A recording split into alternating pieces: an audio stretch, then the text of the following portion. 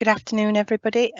Welcome to our webinar on FRS Quality Assurance Framework and what it is. My name is Sarah Hattersley. I am the Business Development Officer for SFJ Awards, and I will be going through the presentation with you today. Just a few housekeeping rules just to kind of make you aware. We are, as I mentioned before, we are recording this session just so that we can share this with you after the event so that you can refer back to it throughout and obviously moving forward.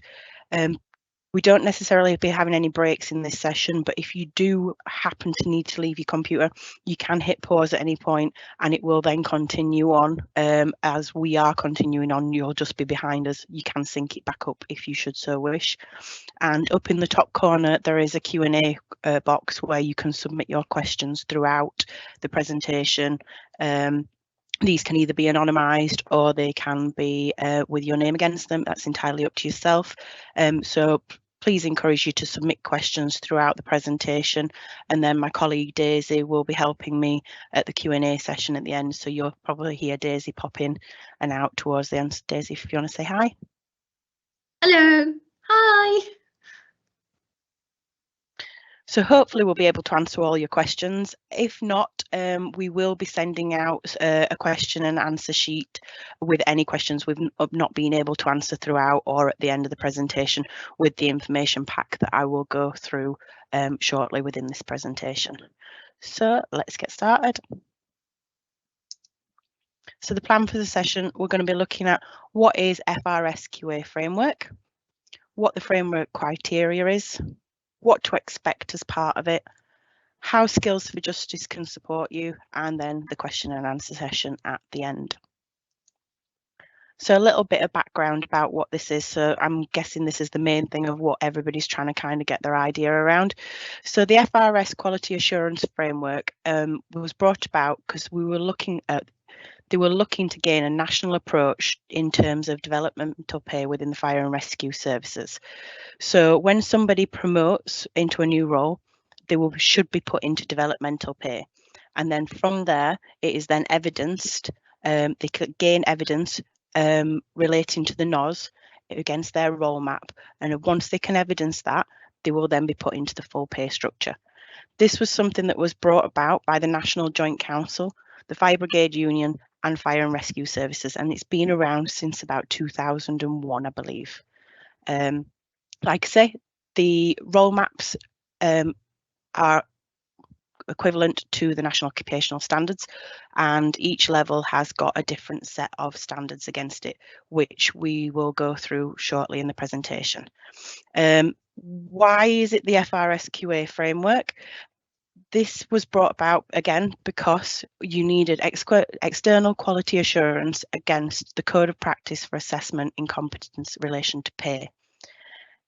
SFJ Awards are allowed to develop this, the FRS QA, because we are recognised by Ofqual as an awarding body, and that was what was decided by the NJC when this originally came about.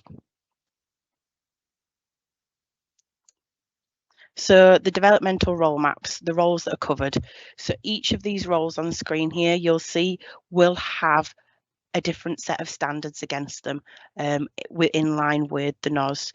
As part of the information pack that we'll be sending out at the end of this event, you'll be able to see what the role maps are and which NOS they cover off. But these are the different roles that are within the developmental pay assessment criteria.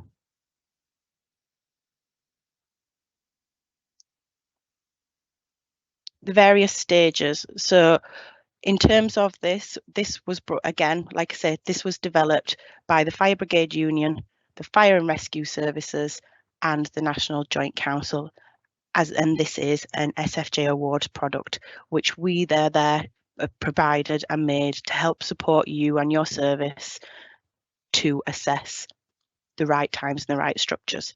So it's broken down into 5 different stages. The first one is self-assessment. So this is where you can look at yourself against the criteria. You can see, do you have all the different processes, procedures, policies in place?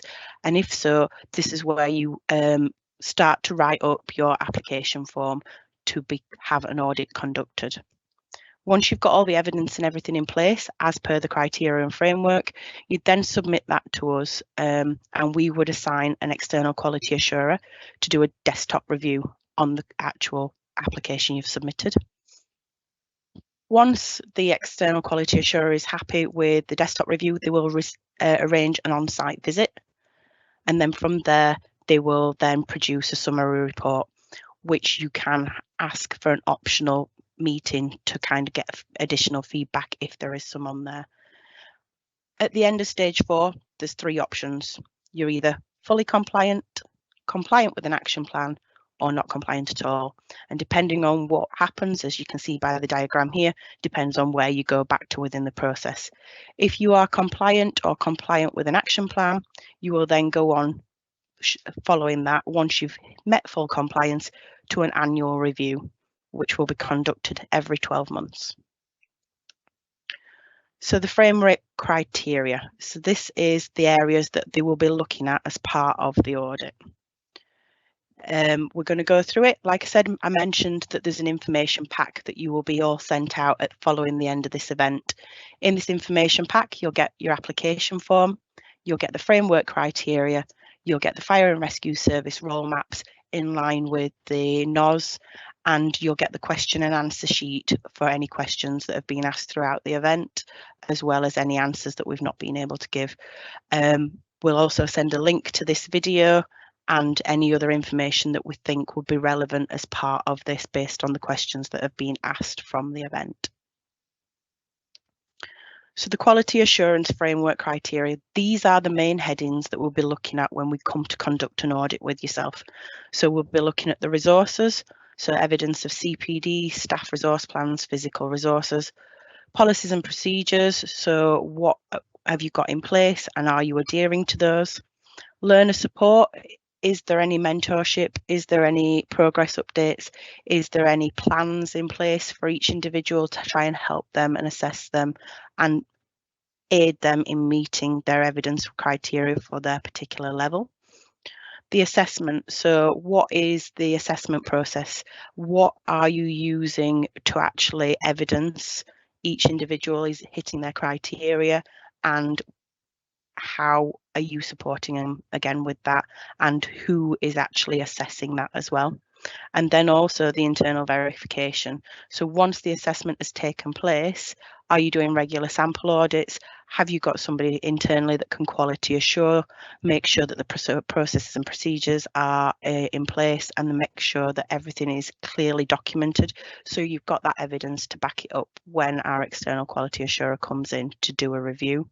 And then obviously from a learner perspective as well, the review, obtaining feedback from them, looking at improvements that you may need to make to your process, and also looking at improvements for the evidencing. Is there a new way that you can evidence something? Is there a more streamlined way? Is that the right process, procedure or assessment methodology in order to be able to hit each of the criteria for the different levels? So it's quite a robust audit, and it covers a lot of things, but a lot of you will be familiar with this, especially if you're working with an awarding organisation already, because these are generally things that you would look at in terms of a quality and compliance audit. They just go into a more focused detail around each individual learner and their developmental roles, rather than an overview of learning and development as a general practice. So what to expect? So this is when, that first part was about preparing for an audit and also the desktop review. So the last 2 slides have covered off kind of the first 2 stages. What to expect? This is where we kind of go into the on-site visit, and this is what you can expect when an external quality assurer comes onto a site. So they will be looking to view the processes in practice. They will look to interview a random sample of people in a variety of roles. This can be from senior managers, learners, staffing associate and representatives, verifiers, even the assessors. They will request any supplementary evidence. So if there was something missing from the initial application pack, they'll be requesting to see this evidence at that point. They'll identify our areas of good practice, and if there is any areas for development. They're not here to kind of disrupt everything. They are there to kind of cause as minimal disruption as possible, but also get the information they need in order to be able to do a fully robust audit. They're flexible in their approach. If, for example, one of the people they're looking to interview has to disappear off to a call or anything, they can always look to arrange a Teams call or something after the event, so that we're not kind of there in the way trying to make it more difficult for you to conduct your day-to-day. They'll ensure that the policies and procedures are embedded with the fire and rescue service. So they'll make sure that this is an ongoing thing and you can evidence that it's an ongoing thing. And they will help and support you, like I say, if there are any changes that they believe need to be made in order to make it more seamless, more structured, and easier for you to assess, the senior managers to manage, the learners to learn, and then the verifiers to obviously conduct their bit as well. And ultimately, they're there to act with integrity and also confidentiality. They'll not be sharing interview videos with you or anything like that. They'll be using the information to create the report and get a better understanding. So there is ultimately, across all of this, confidentiality within every step of what they do. So then we look at stage 4, the outcome. So you will receive what we call a summary report. This is a review of the process. They will obviously give you information on the number of people they interviewed and their roles within the organisation. But again, like I said, due to the confidentiality side, they will not be sharing what was said, and they'll not be sharing the information of those, but at least you'll have a rough idea of the sampling that they have taken. They will discuss with you in the report where the service meets or does not meet the criteria, and the areas of good practice, strength, and areas for development, if there are any. Hopefully, by doing the audits and things at the beginning and doing your self-assessments, and potentially with support from our sister organisation, Skills for Justice, which you'll see from in a minute, you'll be in a good place so that the good practice and areas of development are minimal. Following the report, the report will have 3 different outcomes potentially. It is the fire and rescue service fully meets the FRS QA framework in line with the code of practice for assessment in relation to pay. It meets it, but with areas of improvement, or it does not meet it and there is significant areas of improvement. This is determined on whether the learners, when the external quality assurer comes in, there is a specific wording that they use, which I'll just pull up on my screen here. So in terms of does not meet, if the service fails to meet the criteria, but the shortfall does not cause threat to learners or compromise the integrity of the assessment process, the service will be subject to an action plan. So the only time you would not meet the criteria is if it's that cause of threat to learners or compromising integrity. But the external quality assurers will go through the process with you and obviously will outline in the summary report the reasoning behind their justifications for each of these outcomes. Like I said, there is the option, if you wish, you can request a feedback meeting with your external quality assurer, and this may come at an additional charge, but it will give you that better understanding and the knowledge that you can have. So I did mention that Skills for Justice can support you with this. So Skills for Justice are our sister organisation, and they are there to help and support, provide consultancy, and they can do various different things with you with regards to the FRS QA. And we're going to hear a short video from them now about what they do and how they see this working. So I'll put that on. Hello, my name is Dominic Lukes. I'm the marketing manager at Skills for Justice and SFJ Awards. And I'm delighted to be joined by a couple of my colleagues today who I'll introduce now. Kathy. So I'm Kathy Gallagher. I am one of the senior consultants at Skills for Justice. And Anne. Hi everybody, my name's Anne McIntosh. I'm a client director, consultancy and research for Skills for Justice. Lovely, thanks both. So look, we're here to talk about the quality assurance framework, and in particular how we can help and support fire and rescue services who are attending this webinar and perhaps have had their interest piqued during the course of the session. So first question, at what stage of the process can Skills for Justice help fire and rescue services with their application? I'll come to you, Anne. Okay, well, really, it's at any point in the journey, but we find that most people are looking for help to kick things off because they're not very sure where to start. But we can also provide support post-application. So once the application for the FRS QA framework has been submitted to SFJ Awards, if there are any corrective actions that SFJ Awards has identified, we can also help organisations address those, and we can provide help then too. So really it's across the whole journey we can potentially provide support. Okay, and what kind of support do we offer to help employees, and how is that done? Okay, so well, we offer a variety of support, and initially what we really like to do is to take the Fire and Rescue Service through the FRS QA approval criteria, and that's really to make sure that everyone understands what's expected of them and their organisation, and that's really important to have that shared and common understanding.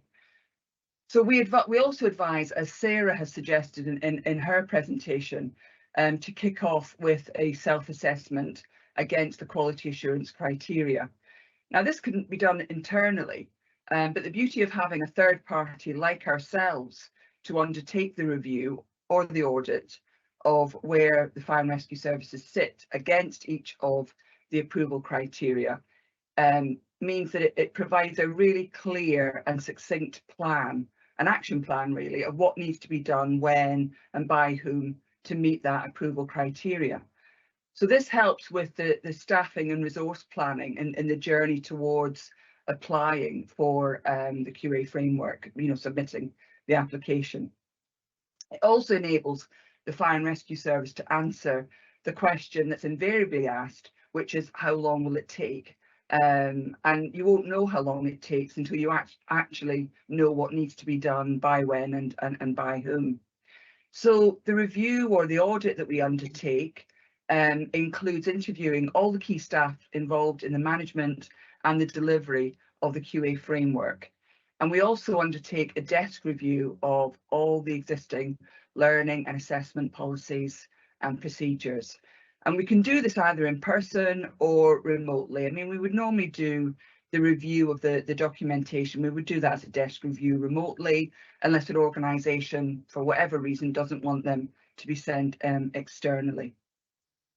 And the outcome of that review and those interviews is a report with a corrective action plan and recommendations. And we can share that, by email. We can also undertake sort of a workshop style with key staff involved. So we can really report back on how the organisation wants that to be done. Depending on the outcome of the report, we can also provide support with training assessors and internal quality assurance staff. We can help the fire and rescue to map their learning programmes to the role profiles. We can also provide a range of advice and guidance about streamlining and embedding assessment into everyday practice in the workplace. We can also give feedback on policies and procedures to ensure they reflect the level of good practice required by SFJ Awards. So you can see there is quite a breadth of consultancy advice and support we can provide. Kathy, I don't know if you'd like to come in here if there's anything that I've missed. No, I don't think I think you've covered everything, Anne, with the support that we offer. I have nothing else to add for that. Okay, thanks. Well, thanks both. So bit of a plug here. So what are the benefits of using Skills for Justice to support applications? Kathy, did you want to pick that one up? Yeah, thanks, Dom. So I think the biggest benefit probably for the organisation is that we've got a great deal of experience in conducting these audits. Our team of QA auditors work within our accredited centre, and we as a centre are subject to very rigorous external oversight as well. All of our staff are qualified and very experienced assessors and RQAs. They have a lot of real life experience working with employers across a range of organisations and sectors. It can be really daunting for an employer to see the framework for the first time. You know, there are 29 criteria across 6 different areas. We understand that. We almost demystify it. We've almost been there, done that, you know, a number of times. So we know what the requirements of the framework are. We understand the evidence that's required. We even provide sort of a pre-list, a suggested list of evidence that the service can gather. We can also contextualise the evidence requirements. So that means that we don't go in and say, you know, we've got to start from scratch, everything's got to be reinvented. We look at what's already in place. We use whatever we can, albeit it might need tweaking or slightly changing. But the idea is to use as much evidence as possible that the employer and learners are comfortable with and are used to. So we basically go in and look for what is already there for us to use. We also provide, as Anne said, when there are gaps identified in the evidence, we can also provide, you know, really clear guidance on what's needed to tweak existing evidence or provide new evidence and help the service develop that. We have previously received a lot of really good feedback from other organisations, including fire and rescue services that we've worked with, and we're sort of considered a safe pair of hands. You know, we've got a good understanding of the fire rescue and the challenges that they face. And I think, again, one of the benefits is that resourcing to undertake the work needed to prepare an application can be difficult to find within a busy fire and rescue service. So we are that independent, external, additional support coming in that hopefully makes the process a lot clearer and a lot more sort of streamlined for the organisation. You know, we have a number of years working with fire and rescue SMEs and organisations. We've developed national occupational standards and qualifications and apprenticeships. And we as an organisation produce workforce labour market information as well. So we've got a really good understanding that I think puts us in a unique place to offer this support. I was just going to perhaps just build up on that. You've already touched on that a bit, Kathy, but so we've got a good track record, would you say, in this area in terms of supporting fire and rescue services? Absolutely. You know, we have worked across a wide range of different organisations, not just fire and rescue. We've worked within policing, we've worked within inspectorates. You know, we understand the security needs. We all have high level security clearance that allow us to undertake even the most confidential audits of work. So and we've often been identified as being key to actually the progress that the organisation makes towards achieving the successful application. Anne, have you got anything to add to our sort of history? And yeah, I mean, I think our whole approach, coming from a sector skills council, is about meeting the needs of employers primarily, and it's about understanding that whether it's a quality assurance framework or a qualification, that they need to be delivered in real workplaces. They're not being done in colleges, and therefore the whole support that we provide is very much with that in mind. And I think we're a critical friend as well, you know, and we like to, you know, be able to, you know, provide that necessary support. And it can be as flexible as just picking up a phone or arranging a Teams call. You know, it doesn't need to be anything that's too lengthy or onerous for the employer. Got a pretty fleet of foot in responding, I think. But I think Kathy's captured it all, really. Brilliant. Thank you both. This was just a short session just to sort of cover what we can do to support fire and rescue services, particularly with this framework. So if people need that support, what's the next step, Anne? Really simple. Just we've got our contact details on the slide, so just call me or send me an email, and I will arrange a Teams meeting, just to explore where you're at in the journey, how much you understand about the FRS QA framework, and we take it from there. Really, we'll be guided and led by the Fire and Rescue Service. Perfect. Absolutely. Thank you both for your time, and to everybody, I hope you enjoy the rest of the webinar. Thank you. Thanks, Thanks, Dom. Dom. Thanks, everybody. Thanks, bye-bye. Bye. So as Anne mentioned on that video there, you can get in touch with them and they can help do the pre-support and also any post-support from the actual audit, and her details are just on the side of the screen. We will be putting their information of how to get in touch with them into the email that we send out with the information pack too. So we're coming to the question and answer bit. I know that I've possibly rattled through the first bit and that you've possibly all got quite a few questions that we need to go through. But for me, this is kind of the best part, because this is where we can get a better understanding of what you wish to know and how you can, how we can support, and what you maybe want to know further about the FRS QA. So I'm going to now liaise with Daisy. She's going to give me some of the questions that have been asked.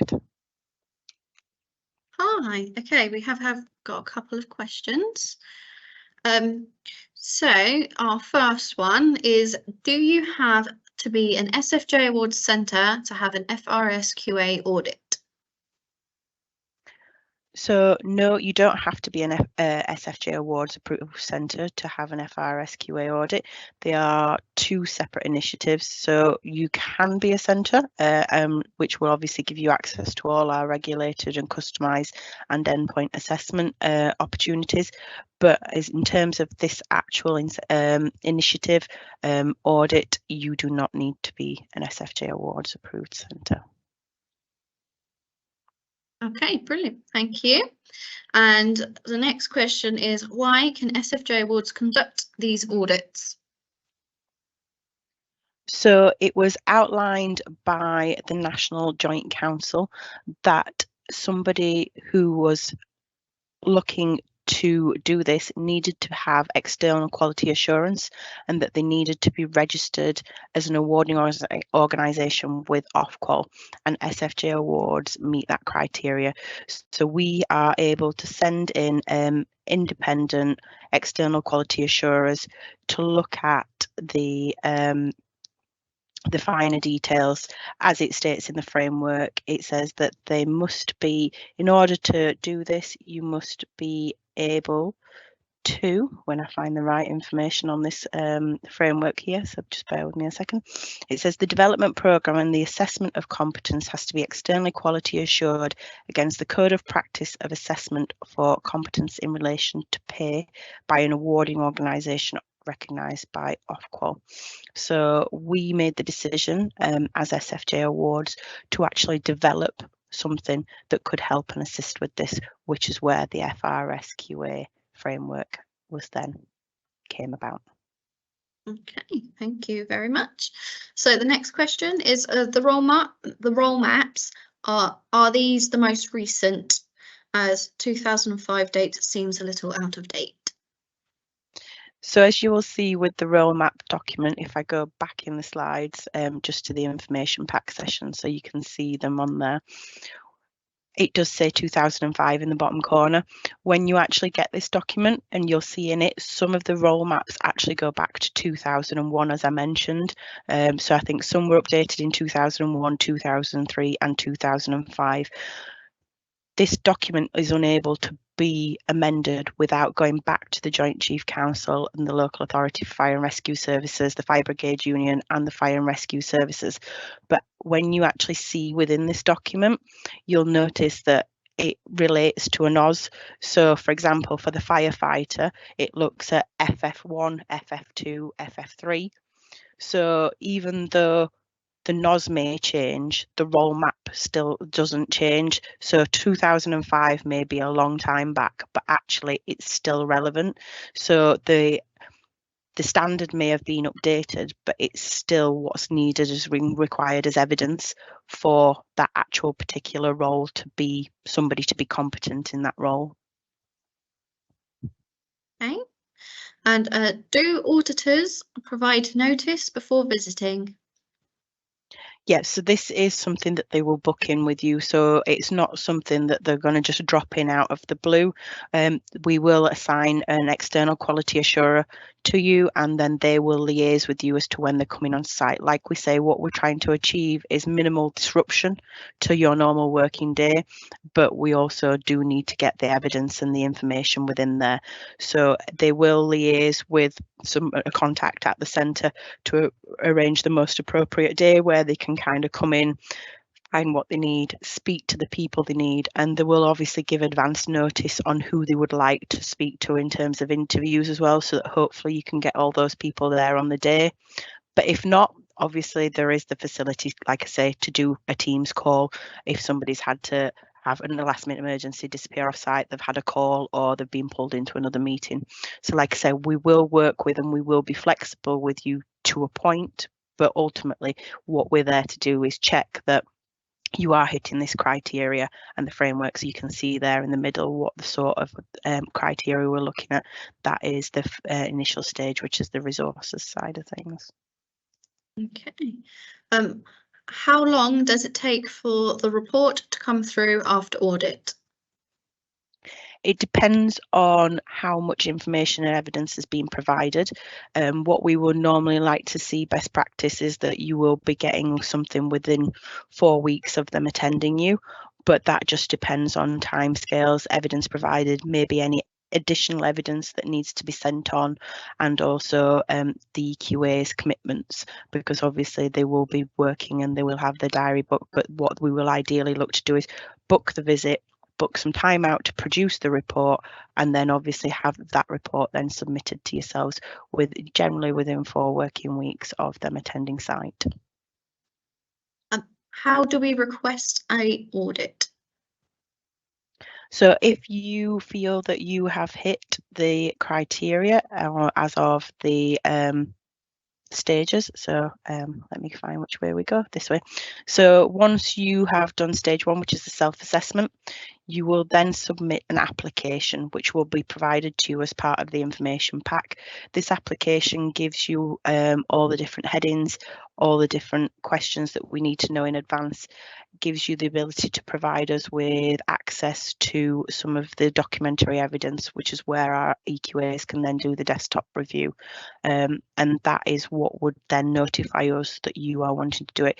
So you would either send this to myself or you would send it to info@sfjawards.com, which details you'll be able to see in this presentation, and also at the end we'll also share those with you as part of the email. So once you feel you're ready, it's completing that application form and getting that supplementary evidence there ready to be able to present. What happens if we don't meet all the criteria and have further action points? So if the unfortunate thing was to happen where, like I say, one of the outcomes is either the amber or the red, what we would then do is, off the back of that, the external quality assurer in their report will identify what area of improvement is required. They'll give a time scale on when they wish to see that completed by and the improvements made, and then they will generally arrange a secondary visit to come out to site to make sure all the improvements are done. If you are in the red category where it does not meet, what we would request is that you complete a completely new application form once you have addressed all the issues within the report that has been given. Again, like I said, we can, in terms of support, Skills for Justice can help with the outcomes, or they can kind of come in before to kind of help with these areas. But what we would be looking for is for a timescale to be given by the external quality assurer of when these dates will be, when these improvements will be made, and then they will come out to site and do a secondary visit. This will incur an additional charge, which will be determined on the amount of time that they need to come to site, or if they can actually do as a desktop review if it is a paperwork based issue. So that would be determined depending on the outcome of the report. Okay. So the next question is, can we get feedback on our summary report? So yeah, like I say, you can get request a feedback session with the external quality assurer once you have received your report.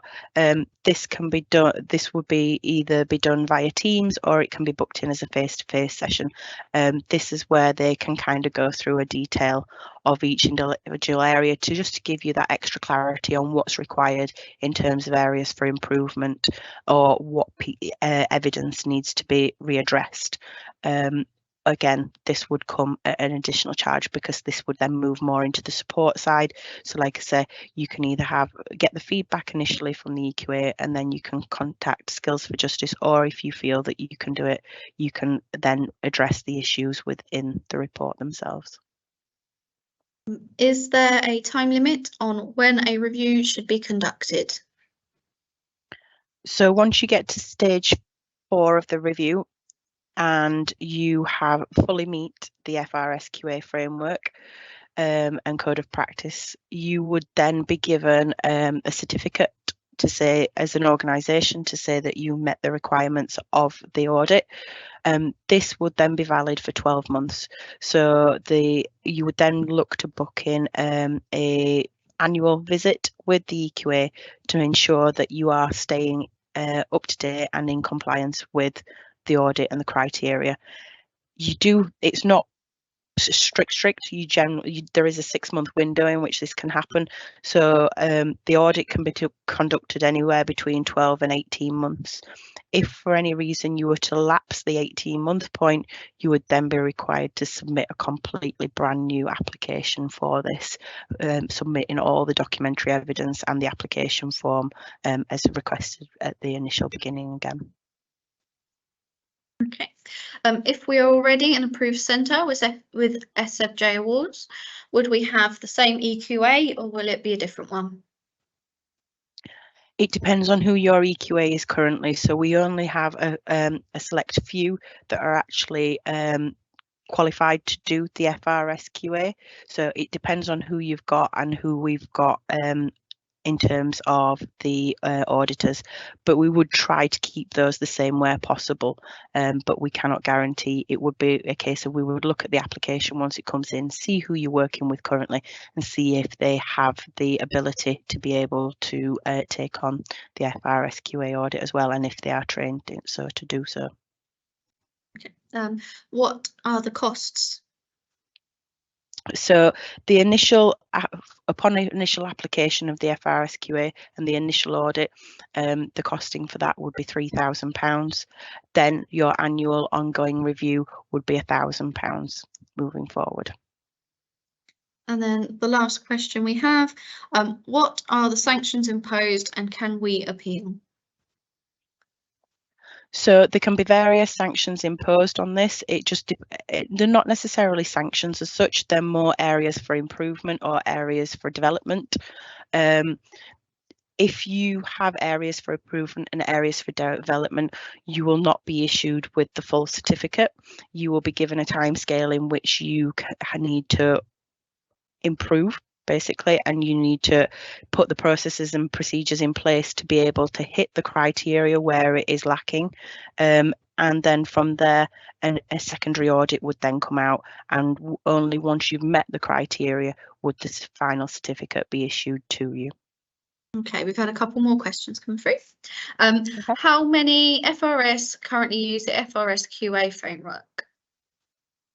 We have roughly about, I think it's about 16 fire and rescue services currently adopting this. We have had quite a lot of inquiries recently around this as well, which is one of the reasons it's made me do this webinar, because it is something that is becoming a hot topic within the fire and rescue service, and it is an excellent way to look at and make sure that you are hitting the requirements in terms of developmental pay and those stages.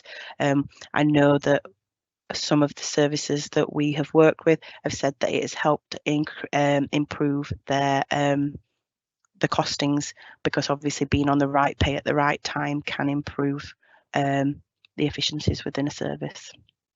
And where does the development pay come from? Is it granted to FRS?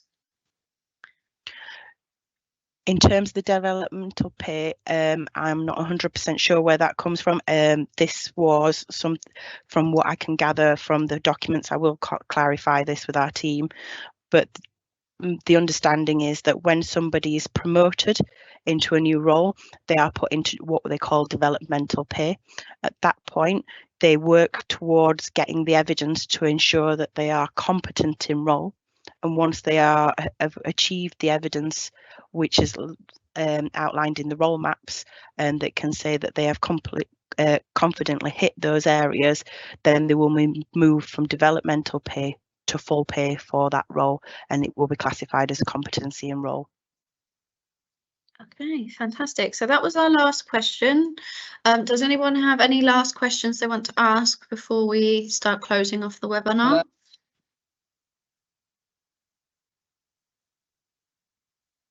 No? Okay, I think that's everybody then. Thank you, Daisy. So I'd just like to say thank you for coming on. Hopefully you found this information session useful. There are the contact details there for SFJ Awards at the bottom, and Daisy, I believe, has put my contact details out for you as well. So if you do have any further questions, you would like to arrange a meeting to discuss the FRS QA in a bit more detail, or you wish to look at applying, then please drop me a line and we can progress next steps from there.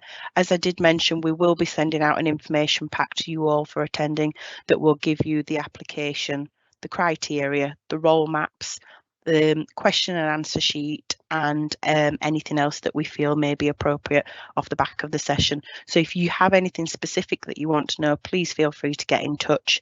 We'll hopefully see you again soon, and I will be hearing from you with your applications. Thank you.